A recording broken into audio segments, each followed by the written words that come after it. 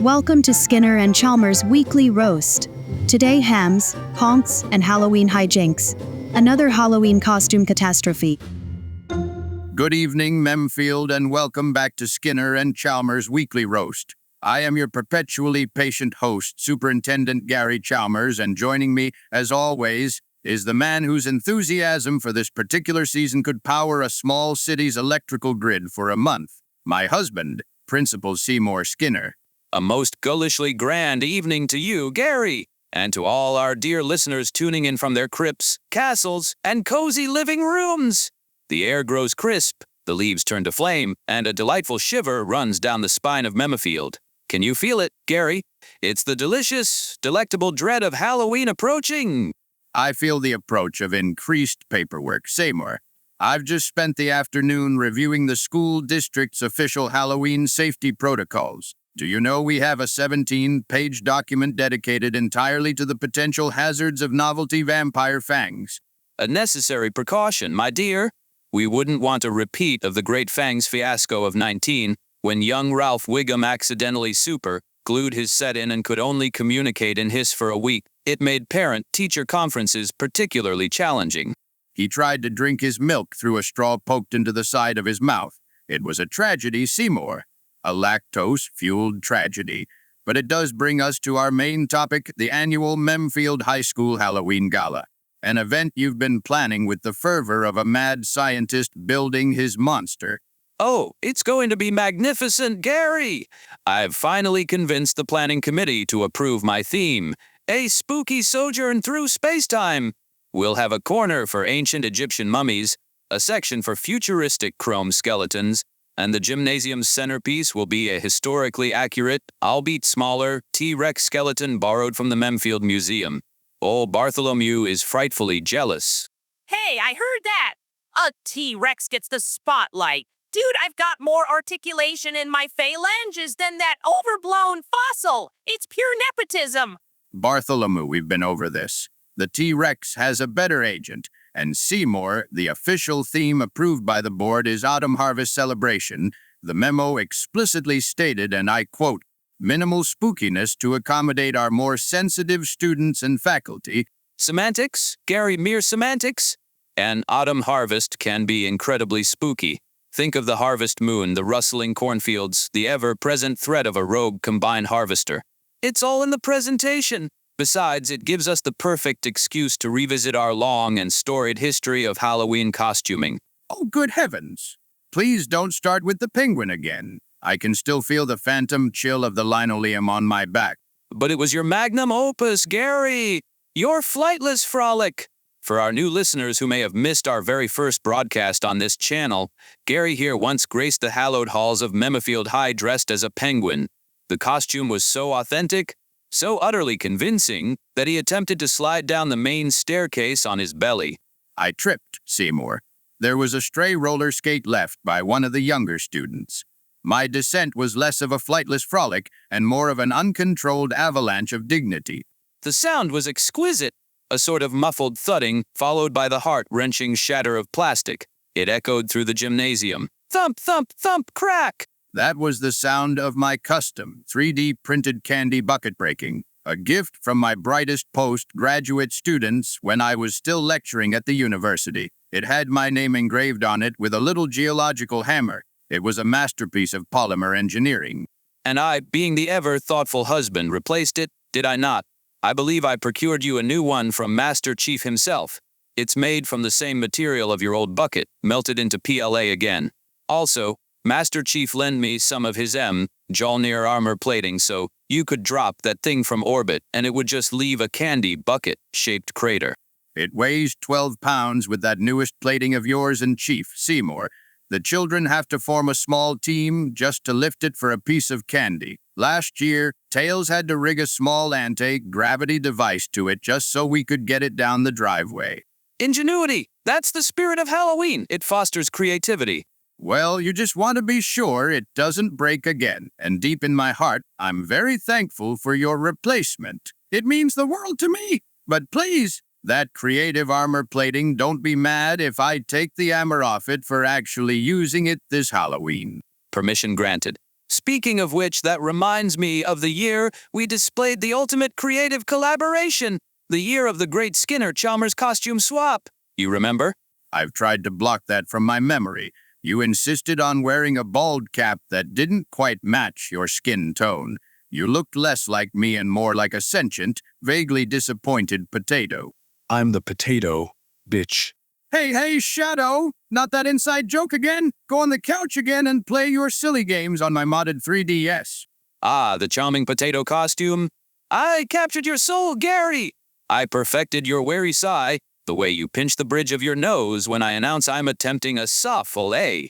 I even shouted Skinner at my own reflection until Dobwa the parrot picked it up. For a week, all I heard from the living room was Skinner. Skinner. Skinner. In the background, Dobwa says, Skinner, Aurora Borealis. Thank you, Dobwa. Very helpful. My experience was far more harrowing. I put on your suit and tie, and within 5 minutes, I was besieged by your army of Roombas. Their little LED eyes blinked at me in unison. I swear they were presenting a list of grievances. Cogsworth, their union leader, was holding a tiny picket sign. He's very passionate about Golem and automaton labor rights. I'm proud of him. He was merely ensuring their mandated 15-minute dust break was being honored. Did you at least admire the way I styled my hair to mimic yours? A bit of pomade, a dash of despair. You looked like you'd been struck by lightning while thinking about budget cuts, Seymour. It was unnervingly accurate. But the worst part was dealing with your proclivities. I had 3 different neighbors ask me if I had any spare razor blades. Ah, yes, the ultimate aphrodisiac. Nothing says I love you quite like a finely sharpened, disposable razor blade. It keeps a relationship edgy, Gary. Sharp, even. Seymour, for the last time, it is not an aphrodisiac. It's a health hazard and a frankly bizarre thing to associate with romance. We are not, and I repeat, not handing out razor blades to trick or treaters this year. Or any year. Ever. Stop your stupid razor blades. Fine. More for us, then. But it just goes to show how deeply we can inhabit each other's roles. Though, I must admit, there are some things I'm glad I don't have to inhabit, like your peculiar fondness for rocks. My costume this year will be far more dynamic. Let me guess, you're going as a supernova, or perhaps the abstract concept of existential dread. Close, but I was thinking of something more interactive. A couple's costume. You, my dear Gary, could go as a magnificent, stoic boulder, a fine piece of granite, perhaps with some lovely feldspar inclusions. I am not spending 6 hours encased in papier cheche, Seymour. But, well, continue. I'm all ears. And I would be the relentless, undeniable force of geological time. Erosion, personified. I'd spend the evening gently rubbing against you, whispering about the inevitable victory of entropy. So your plan is to spend the entire party grinding against me while dressed as the wind. Seymour, that's not a costume, that's just a Tuesday night. It's performance art. But if that doesn't appeal, what about my other idea? You go as a beautifully manicured hedgie. And you go as one of our alligators? Absolutely not. I've seen the damage Mr. Jellybeans does to Sonic's boxwoods. I'd be stripped bare within the hour. Sonic still sends us the landscaping bill, you know. He just smiles and says, gotta go fast to the garden center. He has a good sense of humor about it, but you're right. We need something that truly represents us in 2025. Something spooky. And yet, I confess my own relationship with the spooky has been complicated. That reminds me of accusing you being a witch somehow. What? Where does that come from? But I also think you could be a witch somehow. Anyways, enough of old MemedHamsAI inside jokes. Are you referring to your debilitating fear of skeletons, Seymour? I prefer to call it a healthy respect for the calcium-based infrastructure that lies dormant within us all. For years, the sight of a clavicle would send me into a cold sweat. But, as our listeners know, I have faced my fears, thanks to our dear friend and permanent houseguest, old Bartholomew. I told you, Seymour. You just needed to find your humorous. Get it? Humorous. It's a bona fide riot. He's been a wonderful therapist. He taught me that skeletons aren't scary. They're just terminally bare, boned. They don't have the guts to be frightening. Sans, on the other hand, well, he can be frightening. I live in a penitentiary. Every day is a new sentence. It's a miracle I've managed to maintain my composure, but you're avoiding the question. Seymour, what is our actual costume plan for this year? Well, since you shot down my geological masterpiece and the poignant alligator hedge tragedy, I have prepared a third option. A tribute to my culinary prowess. Oh no, you're not going as a fire extinguisher, are you? Don't be ridiculous, Gary. We are going as a perfectly prepared roast and the ensuing, unavoidable house fire. You mean you're going as beans for lunch? Hell no, I shall be the magnificent, succulent roast, golden brown and cooked to perfection, a hypothetical ideal, and you, my love, shall be the glorious, cleansing inferno that inevitably follows my attempts at cooking. You want me to dress up as an electrical fire? With flickering LED lights and a tasteful smoke machine, it's a metaphor for our marriage, Gary. From sublime beauty springs chaotic, yet beautiful destruction. And from that destruction comes crusty Berger. It's the circle of life. No, Seymour. For so many reasons, no, I have a counter-proposal. Something simple, elegant, and comfortable. We go as a weather forecast. A weather forecast? Precisely. You, with your boundless and often unpredictable energy, can be the storm front. You can wear a fluffy cloud costume. Cumulus would be so proud, perhaps with some dangling lightning bolts made of felt. I do like felt. It's so forgiving. And you? I will go as the high-pressure system. Calm, stable, bringing clear skies and a general sense of predictability. My costume will consist of my normal suit, but I will be holding a large golden sun on a stick. It's comfortable, it's meteorological, and it accurately represents our dynamic. A storm front and a high-pressure system, an atmospheric romance.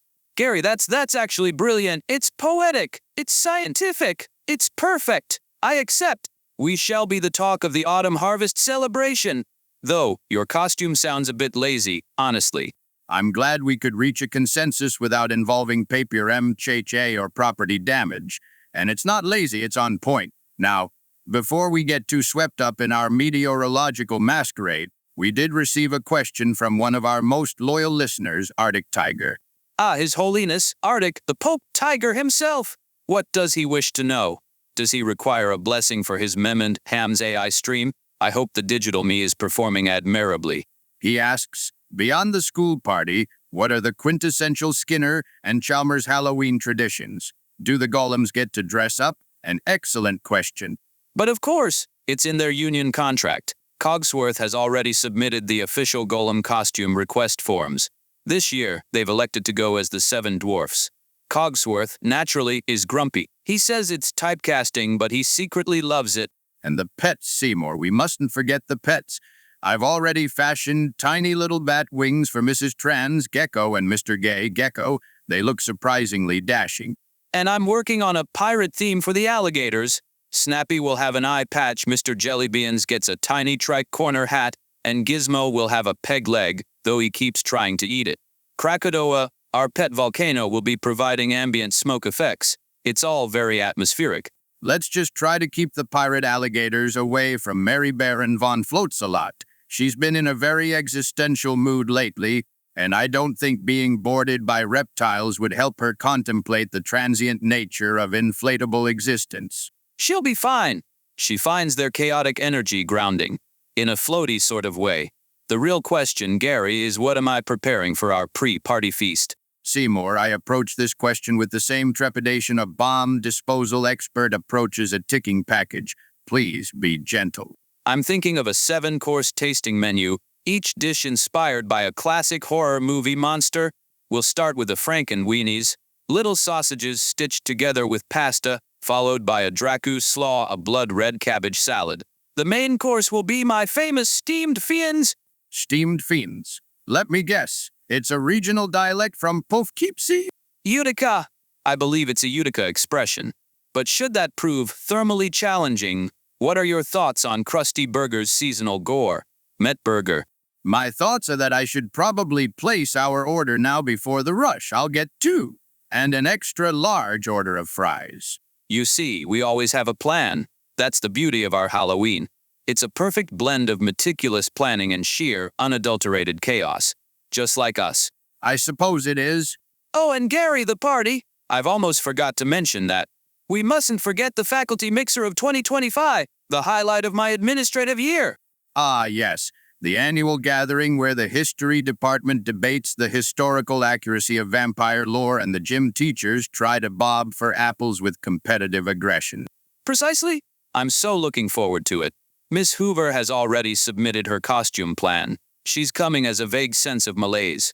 So, she's coming as herself. She's wearing a slightly darker shade of gray cardigan and has promised to sigh at a slightly lower frequency than usual. It's minimalist performance art, Gary! And I've had to explicitly forbid Coach Krupt from bringing dodgeballs this year. A wise decision. Last year's incident with the jack-o'-lanterns was messy. It took weeks to get the pumpkin pulp out of the bleachers. He simply gets too competitive. But I've heard a rumor that our dear friend Yuji might be stopping by the faculty party. He's promised to judge the costume contest. He says he has a keen eye for duality of character. As long as he doesn't summon a blue eyes white dragon in the middle of the punch bowl, I suppose it's acceptable. And the refreshments, have you been entrusted with those? I have taken your constructive feedback to heart. This year, I am merely curating the snack table. We'll have a delightful spread of yip whoop whoop wines, non-alcoholic sparkling grape juice, and some delicious vegan cheesecake treats from, well, you know. The devilishly good vegan treats. Seymour, are you trying to start an interdimensional incident over a cake again? Nonsense! Skinner has assured me this batch out of the Forbidden Book is perfectly benign. He's been helping with the decorations, you know. He has a surprisingly delicate touch with crepe paper. It's wonderful seeing him so constructive. Golems dressed as dwarves, pirate alligators, interdimensional vegan treats, and me as a high-pressure system. It's going to be another chaotic year, isn't it? The best kind, my dear, the very best kind. Well, I believe that's all the time we have for this week's spooky installment. Thank you all for tuning in and sharing in our pre-Halloween excitement. Indeed! May your candy buckets be heavy, your costumes be comfortable, and your houses remain delightfully haunted. Join us next week for another episode of Skinner and Chalmers Weekly Roast. Until then, good night, everyone. Have a nice Halloween. And Seymour, please keep the razor blades in the bathroom cabinet where they belong. But of course, my dear, happy haunting.